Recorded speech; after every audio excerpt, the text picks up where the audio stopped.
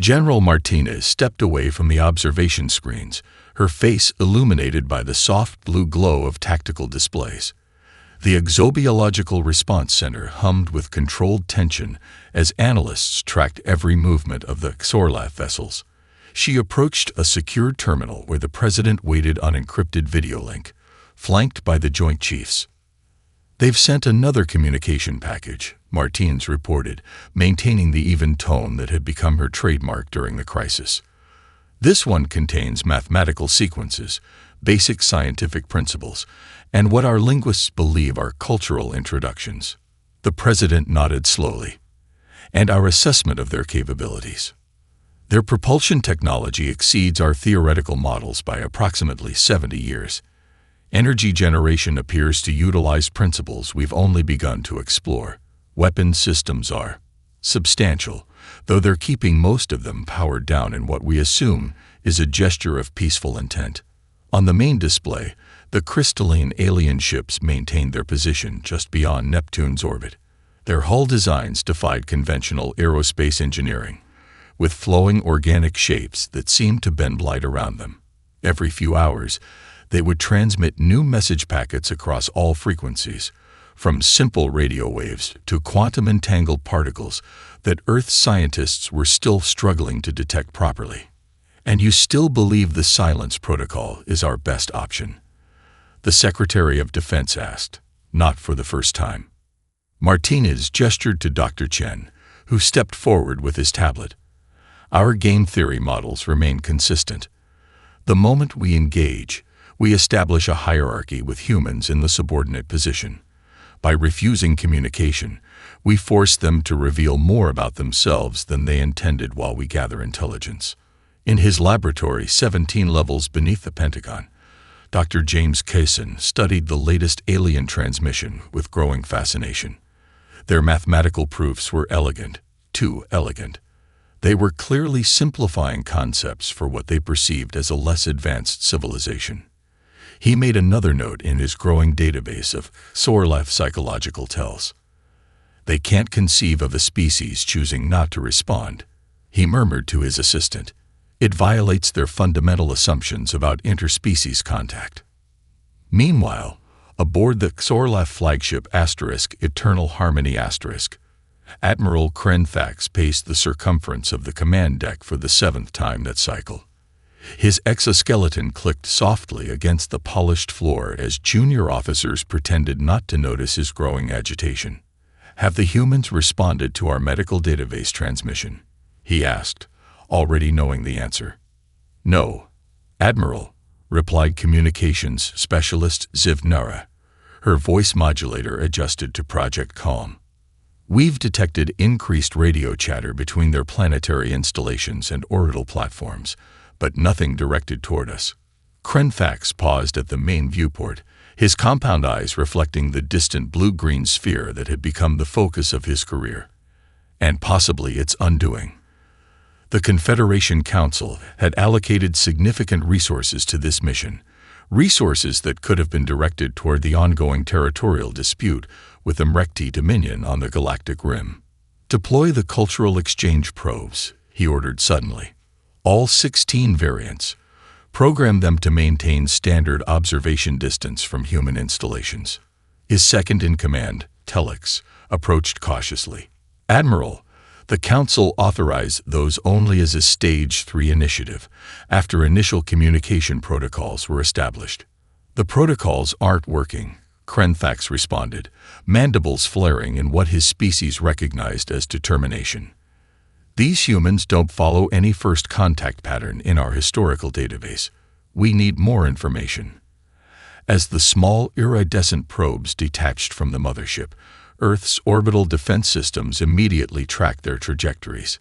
Inside NORAD, technicians who had trained for this moment for months calmly relayed coordinates to satellite weapons platforms that had never been acknowledged in any public record. General Martinez watched the alien probes with narrowed eyes, then gave a slight nod to her weapons officer. "Illuminate them with targeting systems, but take no further action. Let them know we see them." Across the solar system, 16 alien probes suddenly detected energy signatures locked onto their positions with precision that shouldn't have been possible from Earth's known technology level. Aboard the Asterisk, Eternal Harmony Asterisk, alarms chimed as data streamed in. "They have weapons locked on all probes simultaneously," reported Telix, his voice containing a new note, one that none of the Xorlath had expected to feel toward the primitives they had come to welcome into the galactic community. The Xorlath High Council's emergency session stretched into its 4th hour. The 7 representatives, each from a different member species of the Confederation, sat in their customary formation around the quantum-linked communication chamber. Their images, transmitted across vast distances, showed increasing signs of stress. "This defies every predictive model in our diplomatic database," said Councillor Vexmarin, the Ulathi representative whose translucent skin pulsed with agitated bioluminescence. 17,000 years of successful first contacts, and now, silence. Krenfax stood at the center of the chamber, feeling the weight of their collective gaze. His presentation had not been well received. "The humans possess rudimentary interplanetary travel, fusion energy, and basic quantum communications," he explained again. "By all metrics, they should be responding with enthusiasm to our offerings of advanced technology and cultural exchange." "Could they be hiding behind primitive appearances?" asked the novel representative, whose species had evolved from apex ambush predators and always suspected hidden dangers. "Impossible," replied Chief Science Officer Zexferin, his skin shifting to confident green patterns. "Our sensors detect no artificial structures beyond their solar system. Their energy signatures are consistent with their observed technology level. There is no evidence of capabilities beyond what we can observe." Across Earth, in a secure underground facility beneath the Swiss Alps, representatives from every spacefaring nation gathered around a circular table. The room, shielded against every known form of surveillance, hosted the most significant international cooperation in human history. Dr. Amara Okafor, formerly of the University of Lagos and now head of the newly formed Xenopsychology Division, stood before detailed holographic projections of the alien vessels. "Their communication attempts reveal more than they realize," she explained, highlighting specific transmission patterns. "Each message is carefully structured to establish their technological superiority while emphasizing benevolent intentions. The underlying psychological framework assumes that we will naturally accept a subordinate position in exchange for technological benefits." The Chinese president leaned forward. "And by refusing this exchange, we create cognitive dissonance," Okafor replied. "Their entire diplomatic approach assumes an eagerness to communicate that isn't materializing. This forces them to question their assumptions, reveal more information than intended, and most importantly, it buys us time." The American president nodded. "And our technological assessment?" The head of DARPA stepped forward, activating a new set of displays. "We've identified several promising avenues based on principles exhibited in their propulsion and energy systems. With continued observation, we might close some of the technological gap without exposing our current limitations."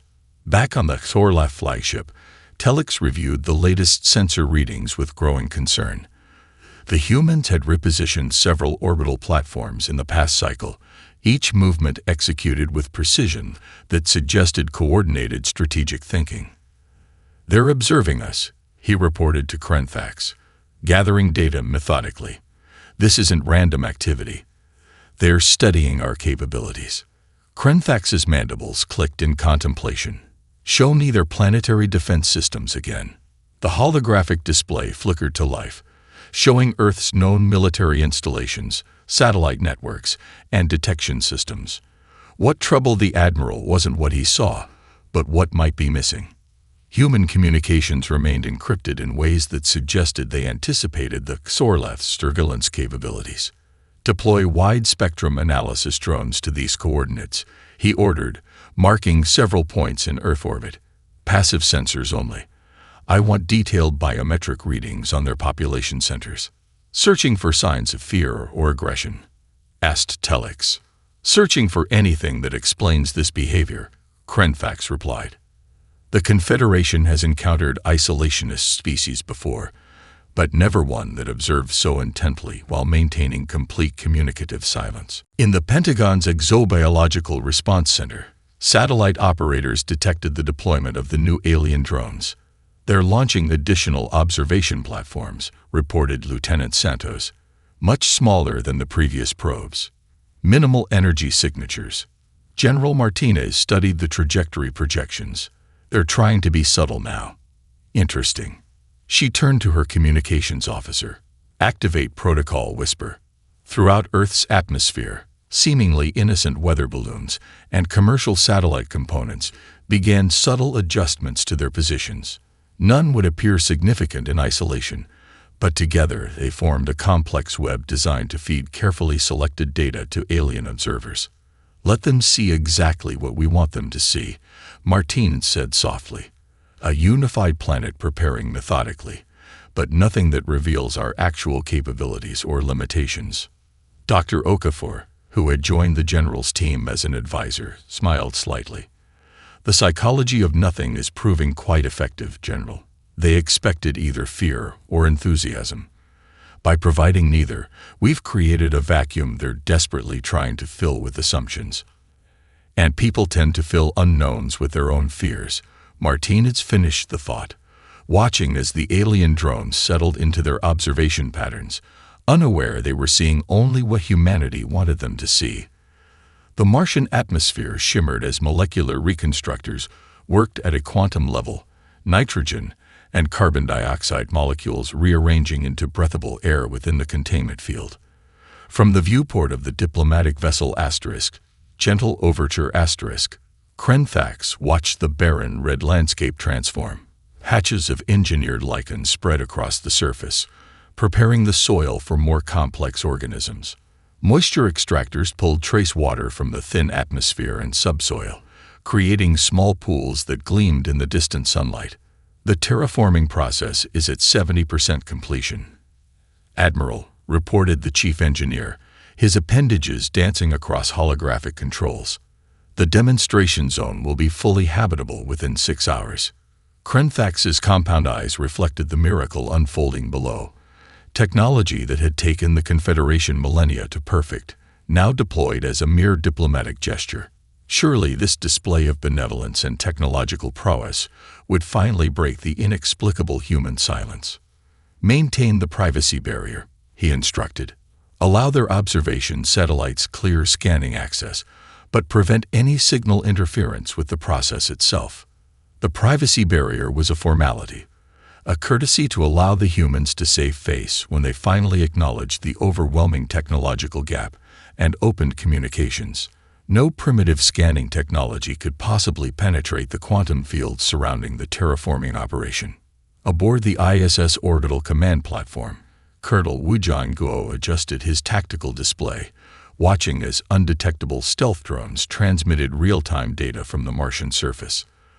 The drones, products of a classified Sino-American research program that had remained theoretical until the aliens' arrival, utilized principles of quantum entanglement to remain virtually invisible to conventional detection methods. "Fascinating," he murmured, studying the molecular reconstruction patterns. "They're using a form of directed quantum catalysis to reconfigure the atmospheric composition." His second-in-command, Major Lena Ivanova, frowned at her own display. "Sir, I'm detecting energy signatures consistent with monitoring systems around the perimeter. They appear to be scanning for intrusion attempts." Wu smiled slightly. "They expect us to try conventional signals intelligence. They don't realize we're already inside their perimeter." He tapped a secure communication panel. "Patch me through to Commander Reyes. Half a world away, in the subterranean levels of NASA's Advanced Propulsion Laboratory." Commander Elena Reyes studied the incoming data from Mars with growing excitement. Her team of xenobiologists, physicists, and military specialists crowded around the secure display, scribbling notes and exchanging rapid-fire observations. "The molecular reconfiguration process violates several laws of thermodynamics as we understand them," noted Dr. Harrison. the team's theoretical physicist. But there's a pattern here. They're using a field effect to temporarily alter quantum probability states. More importantly, Rice pointed out, the process leaves distinct signatures that could be disrupted by precisely calibrated counterfrequencies. She turned as her secure line activated. "Colonel Wu, what do you have for us?" "Confirmation of what we suspected," came the reply. "Their technology is impressive but not incomprehensible. The principles are analogous to theoretical models developed before first contact. And, Commander, they're scanning for conventional intrusion, but haven't detected our quantum-entangled observation platforms." Reyes nodded. "Prepare my team for deployment. If they're creating a habitable zone on Mars, we need boots on the ground to collect physical samples." "Deployment authorized," Wu confirmed. "The prototype XS-7 will be ready for launch in 4 hours. Completely stealth-capable." The XS-7 was another project that had existed only in theoretical designs before the aliens' arrival, a small 2-person craft utilizing experimental propulsion systems that generated minimal energy signatures. It had been assembled in pieces by different countries and brought together in orbit, always hidden within larger, more conventional construction projects that the aliens would expect to observe. Back on Mars, the terraforming process accelerated as Krenfax authorized the deployment of advanced biodomes. These elegant crystalline structures rose from the transformed soil, creating beautiful habitation spaces filled with Confederation flora selected for compatibility with Earth biology. Inside each dome, environmental systems generated conditions precisely matched to human physiological requirements. "A perfect gift," murmured Telex, admiring the completed work, "and one that clearly demonstrates our technological superiority without threatening their sovereignty." Yet still they watch in silence, Krenfax replied, mandibles clicking in frustration as he studied the data from Earth. Human nations had not descended into panic or conflict as some Confederation theorists had predicted. Instead, their response had been measured, coordinated, and methodical. Military vessels repositioning with clear purpose, industrial outputs increasing across multiple sectors, and scientific installations operating at unprecedented levels of activity. What are they waiting for? He wondered aloud, unaware that precisely calibrated human sensors were already analyzing every aspect of the Confederation's greatest technological achievement, searching not for ways to replicate it, but for its fundamental weaknesses. The Xorlath Council of Seven materialized in emerald holographic light, their diverse physiologies representing the spectrum of evolutionary paths in the Confederation. Security analyst Voxnem, whose crystalline exoskeleton caught the light in prismatic patterns, manipulated a series of data projections for the assembled representatives. "Our long-range monitoring systems have detected unusual activity on Europa," he reported, displaying grainy footage of unmarked human vessels disappearing beneath the Jovian moon's icy surface. The humans appear to have established some form of classified base within the subsurface ocean. High Chancellor Grathmore, the eldest of the Tricoli species and nominal head of the council, leaned forward on his support cradle. "Do we have any intelligence on the purpose of this facility?" "Negative, High Chancellor. The humans have employed sophisticated countermeasures to prevent detailed scanning. What is clear is that they are operating with unexpected coordination across their previously divided political entities." What the Xorlath Council didn't realize was that the Europa operation was an elaborate deception.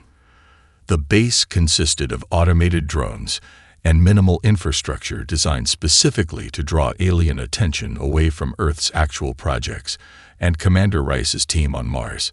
3 kilometers from the Xorlath terraform demonstration zone, Alina Rice adjusted her advanced optical system, studying alien botanists through the dust storm that concealed her position. The adaptive camouflage of her environmental suit, developed from principles observed in cephalopod chromatophores, rendered her virtually invisible to standard detection methods. "Subject 4 is manipulating some kind of soil enrichment system," she whispered into her secure recorder. "Note the repeated access to neural interface at the base of their spine. The environmental suits appear to have multiple redundant systems, suggesting potential vulnerability to simultaneous system failures.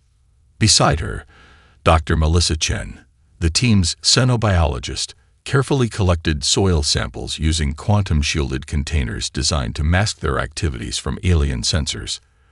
"The engineered organisms they've introduced are fascinating," she murmured. "They operate at a cellular level we've only theorized about. But they're also highly specialized.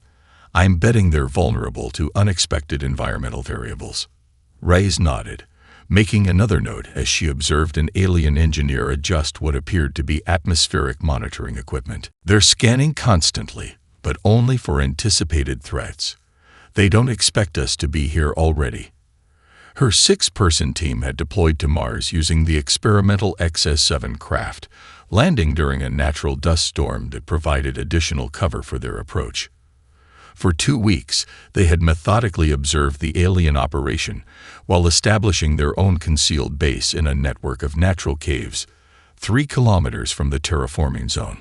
Back on Earth, manufacturing facilities operated at maximum capacity. In Bangalore, aerospace engineers incorporated principles derived from observing alien propulsion systems into new defensive platforms. In Johannesburg, theoretical physicists tested counter-frequency generators designed to disrupt the quantum fields observed in SORLAF technology. In Santiago, biological research teams developed countermeasures against potential alien pathogens, working from genetic samples retrieved by Reyes's team. General Martinez stood in the central command hub of the Pentagon's Exobiological Response Center, studying the global production readouts with satisfaction. The silence had indeed bought humanity precious time used not to replicate alien technology, but to develop uniquely human responses to it. Dr. Kissen's team has completed their analysis of the alien communication protocols, reported her aide. They believe they've identified exploitable patterns in their encryption algorithms. Martinez nodded. "Have them coordinate with the quantum computing division. I want options, not just insights." On her private screen, she reviewed the latest report from Reyes's Mars team. The commander had discovered something unexpected: microscopic machines in the transformed Martian soil that appeared designed to collect biological data from any organism they encountered. "They're not just showing off," Reyes had reported. "They're studying us while we study them." Martinez frowned, considering the implications. The XORLAF weren't simply waiting for humans to break their silence. They were actively gathering intelligence while appearing to make a benevolent gesture.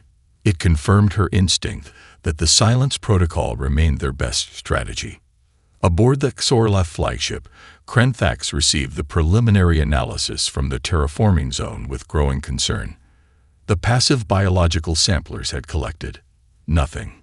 No human biological signatures had been detected despite nearly 2 weeks of operation. "They must have visited the site," he insisted to his science officer. "Their orbital trajectories and scanner activities indicate clear interest, yet they've sent no expedition to examine our creation." "Perhaps their technology is insufficiently advanced to reach Mars quickly," suggested the science officer. Krenthak's mandibles clicked in disagreement. "Or perhaps they possess capabilities we haven't anticipated. Increase surveillance sensitivity and deploy additional perimeter monitors. If the humans are observing our demonstration, I want to know how." What troubled the Admiral most wasn't what they had detected, but what remained hidden. The humans' patient, methodical silence suggested a strategic depth the Confederation had not expected from a species at this stage of development. For the first time since arriving in the solar system, Krenthaks felt something unexpected when considering these peculiar beings: doubt. The deployment pods pierced Earth's atmosphere at precisely calculated trajectories, their heat shields glowing briefly before sophisticated countermeasures masked their thermal signatures. Each elegant vessel, no larger than a compact car, had been designed to appear non-threatening while containing technology that would revolutionize human medicine. Krenthaks had personally selected the landing coordinates, remote enough to prevent perceived threats to population centers, yet accessible enough for human authorities to retrieve them. All pods have achieved successful landing, reported the mission controller as green confirmation lights illuminated across her console. Minimal atmospheric disruption. No defensive responses detected. Krenfax allowed himself the Xorlath equivalent of a smile, mandibles relaxing into a position of satisfaction. Begin transmission of the explanatory data package. Basic operational principles only, enough for their scientists to understand the gift without revealing core technological foundations. The gifts represented the Confederation's most advanced medical technology. Molecular fabricators programmed to produce pharmaceuticals capable of curing cancer, halting neurodegenerative diseases, and extending human lifespans by decades. In previous first contacts, such offerings had immediately broken through cultural barriers, establishing the Confederation as benevolent mentors to emerging species. On Earth, black helicopters with no identifying markings descended around each pod within minutes of landing. Teams in advanced hazard suits secured the alien objects, loading them into specialized containment units before departing with remarkable efficiency. Inside DRPA's Xenotech containment facility, a sprawling underground complex beneath the Nevada desert, scientists in quantum-shielded clean rooms prepared to analyze the alien gifts. Dr. Hiroshi Yamamoto, head of the Advanced Technologies Division, supervised the setup of a specialized examination chamber designed to prevent any potential contamination or signal leakage. Begin with non-invasive scanning, he instructed as the first pod was positioned in the center of the chamber. Full electromagnetic spectrum, quantum state analysis, and molecular topology mapping. The examination team worked methodically, building a complete digital model of the alien device before risking any direct interaction. Their approach was fundamentally different from what the Xorlath had anticipated. They made no attempt to activate the fabricator or follow the instructions provided in the explanatory package. The fabrication technology is similar to theoretical models we've been developing, noted Dr. Yamamoto after reviewing the preliminary scans, but their energy efficiency is beyond anything we've achieved. The quantum coherence they maintain during molecular assembly should be impossible according to our current understanding of physics. His colleague, Dr. Sarah Mackey, studied the device's programming architecture. They've included only the most basic operational instructions, enough for us to use it, but not enough to understand its fundamental principles. Exactly as expected, replied Yamamoto. They want us dependent on their technology, not capable of replicating it ourselves. He turned to the project director who observed from behind shielded glass. Recommend we proceed with complete disassembly rather than activation.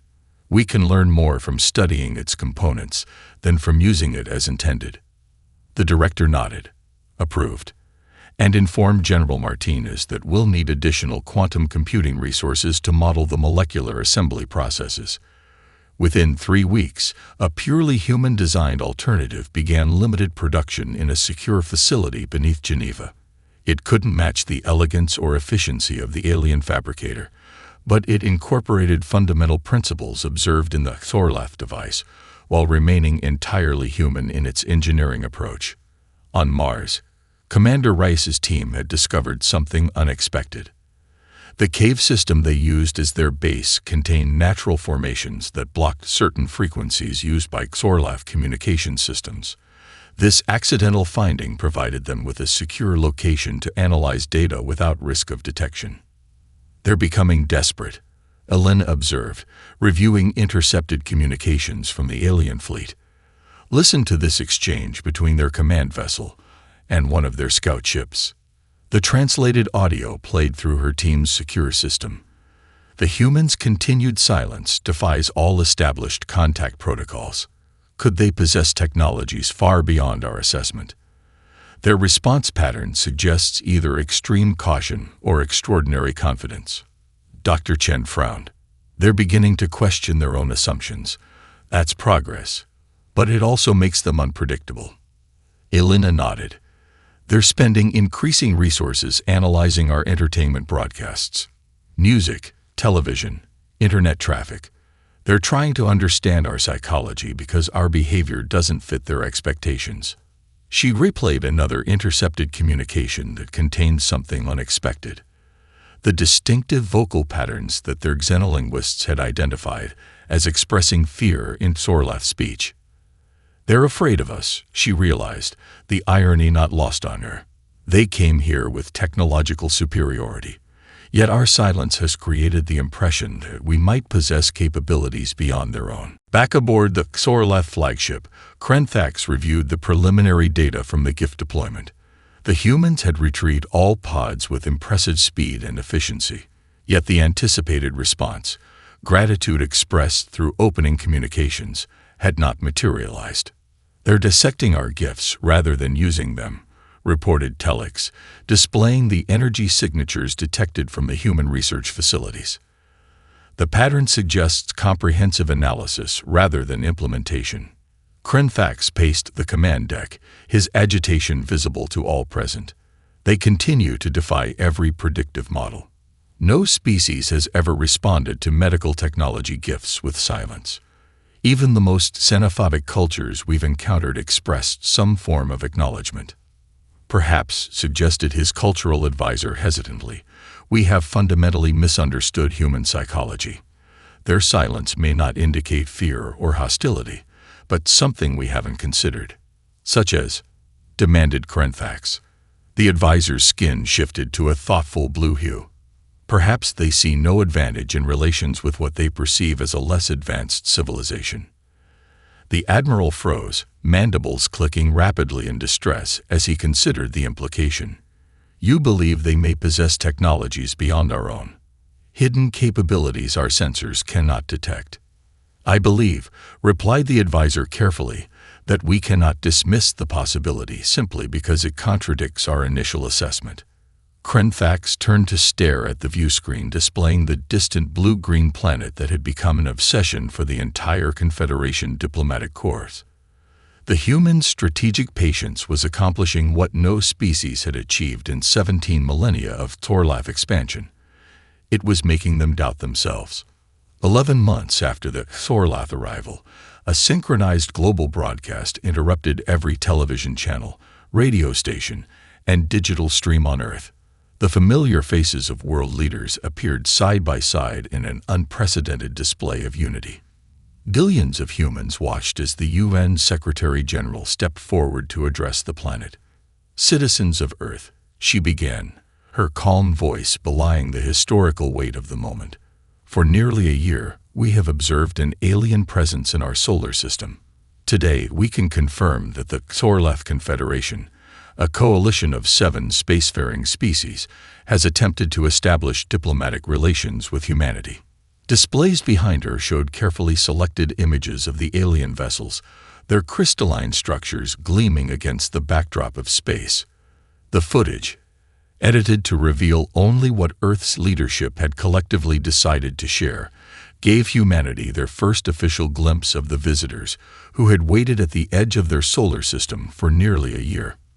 "We have maintained what we call the silence protocol, a strategic decision to observe rather than immediately engage," the Secretary-General continued. "This approach has allowed us to study their capabilities without revealing our own limitations or strengths.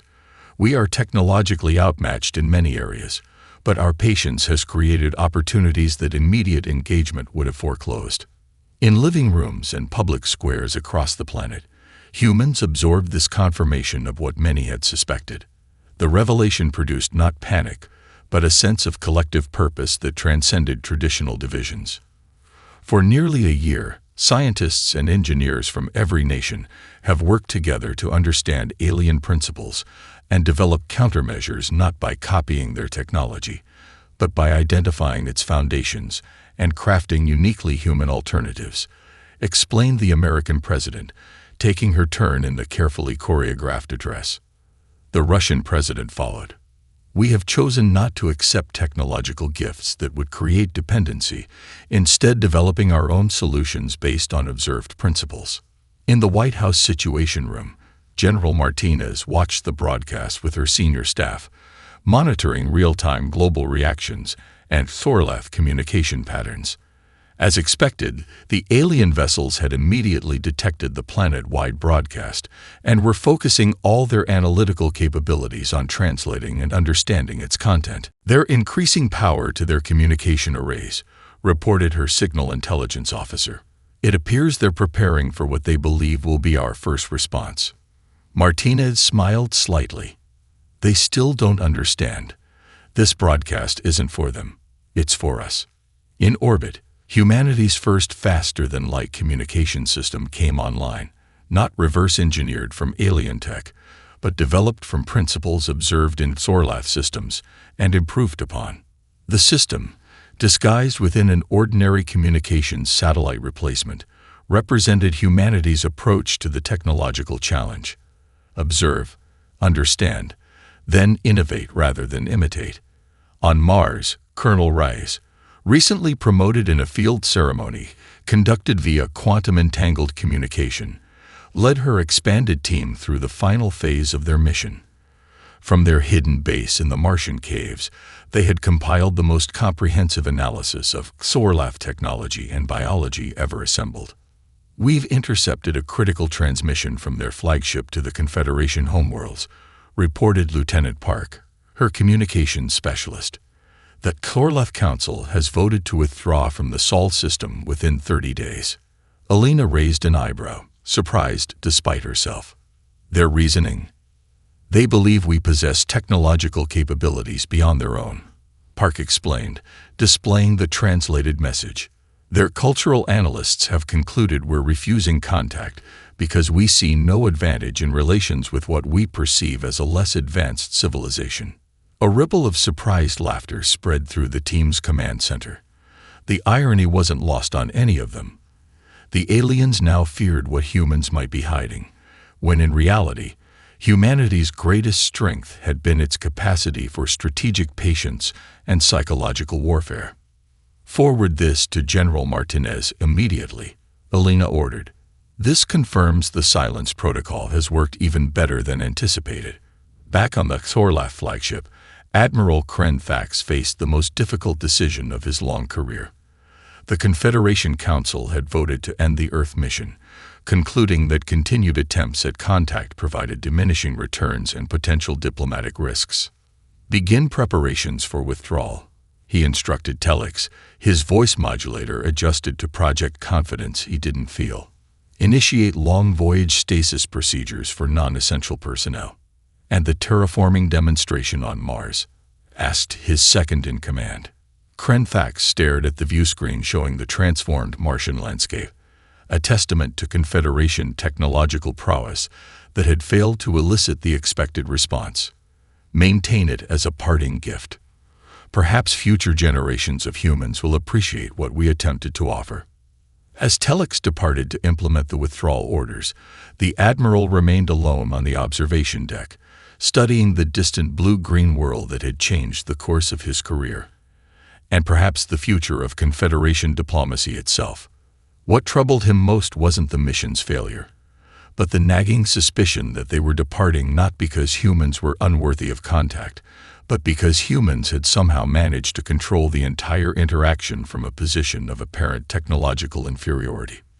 For the first time in 17 millennia of Confederation expansion, a species had refused the offered hand of advanced civilization, and in that refusal, they had demonstrated a kind of power that Sorlath had never before encountered.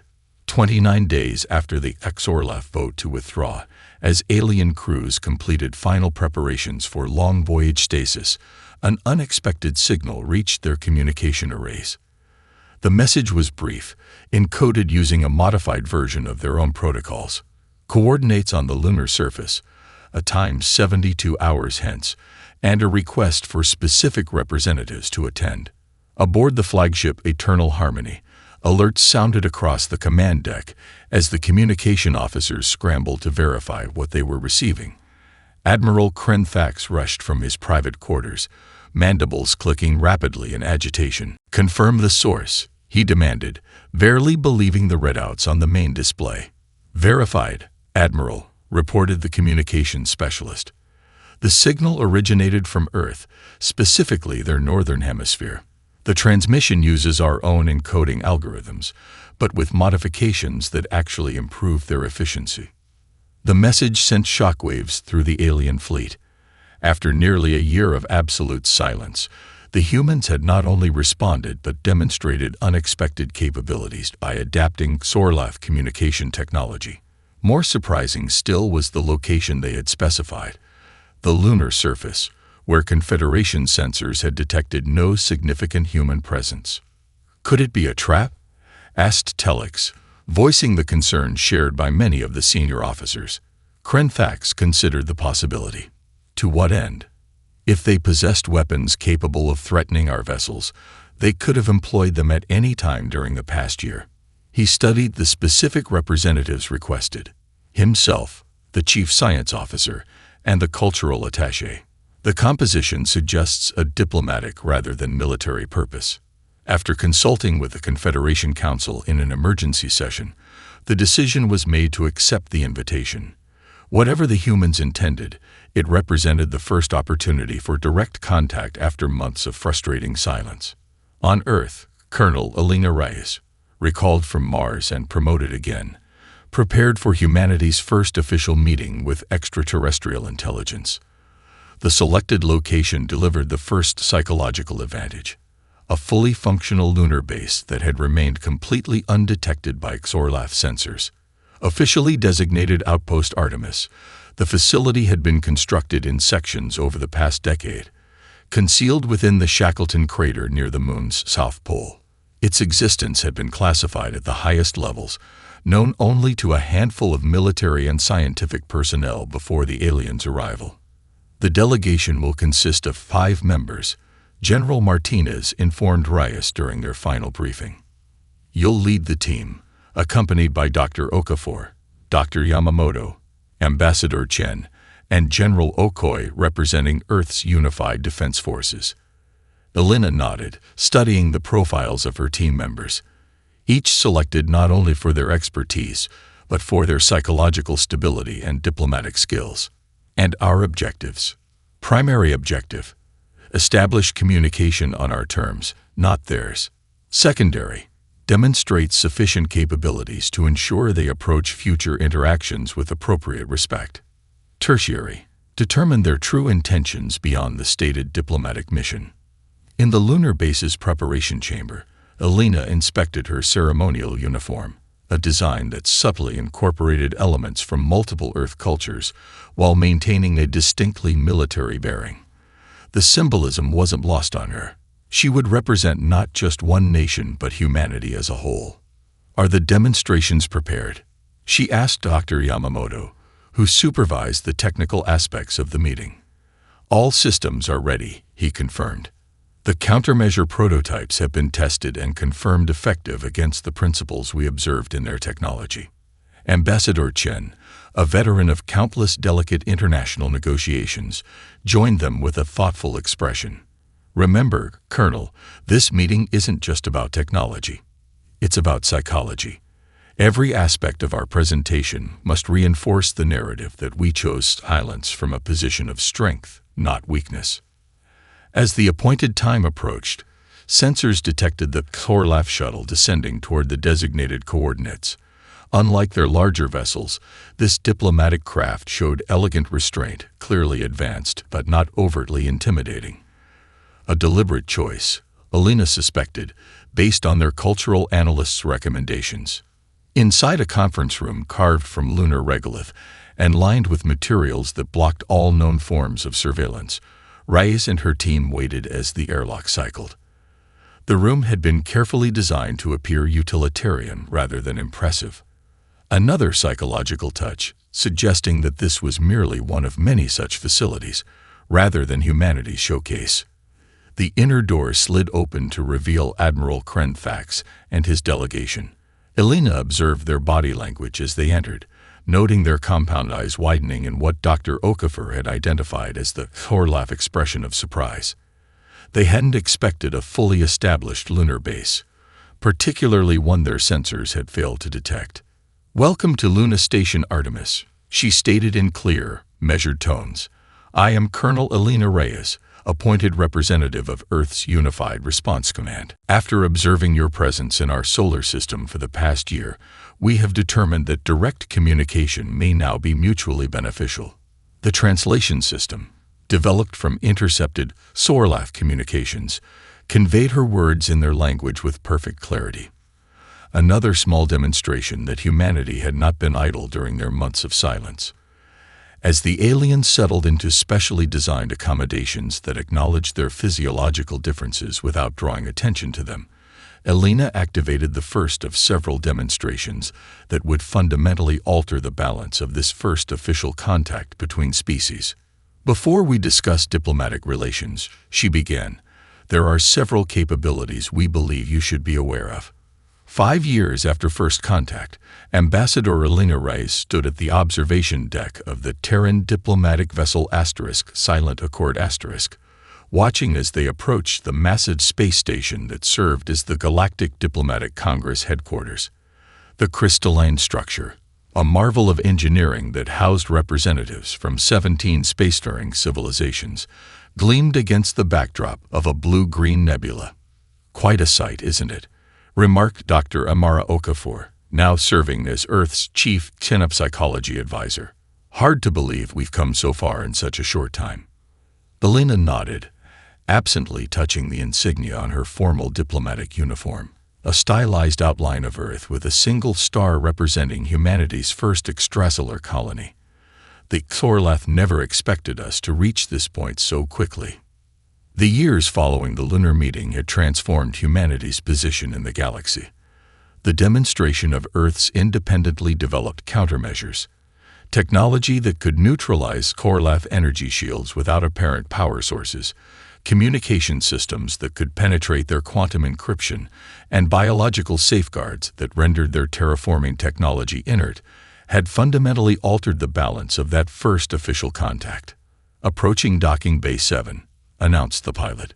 The Confederation delegation is already aboard, along with representatives from the Mrekti Alliance and the Sovan Collective.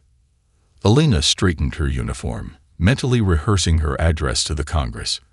This would be humanity's formal introduction to the wider galactic community, not as prodigies of the Sorlath Confederation, but as an independent power with unique contributions to offer. Inside the Grand Assembly Chamber, representatives from diverse species occupied seats arranged in concentric rings around a central platform. Many utilized environmental fields to accommodate their specific biological requirements, creating a shimmering effect throughout the chamber.